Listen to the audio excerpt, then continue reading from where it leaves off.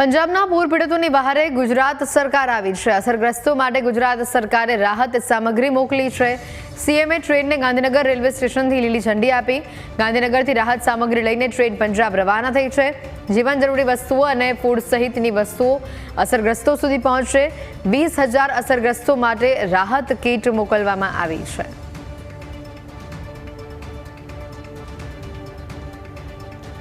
ઘઉંનો લોટ 70 ટન, ડુંગળી 35 ટન, બટાકા 35 ટન, ચોખા 60 ટન આ જથ્થો મોકલવામાં આવ્યો છે। સિંગતેલના 10,000 લીટર સિંગતેલ, તુવેર દાળ, ખાંડ 90 ટન, દૂધ પાવડર 20,000 પેકેટ એટલે કે 40 ટન, તાડપત્રી 10,000, મચ્છરદાની 10,000 મોકલવામાં આવી છે।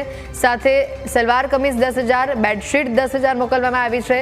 દવાઓનો 70 ટનનો જથ્થો મોકલવામાં આવ્યો છે। ઘઉંનો લોટ, ડુંગળી સહિતની અનેક ખાદ્ય સામગ્રી, દવાઓ, જીવન જરૂરિયાતની ચીજ વસ્તુઓ ગુજરાત સરકારે પંજાબ મોકલી છે।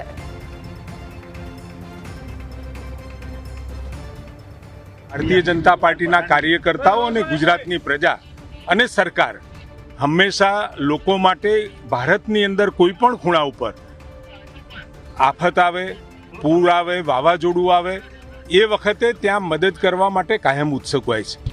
માનનીય ભૂપેન્દ્રભાઈ પટેલ સાહેબની સરકારે પંજાબ માટે ખૂબ બધી ચીજ વસ્તુઓ, ઘઉંથી માંડી અને કપડાં સુધીની વસ્તુઓ એ અહીંથી આપણે 11 વેગનમાં રવાના કરી છે।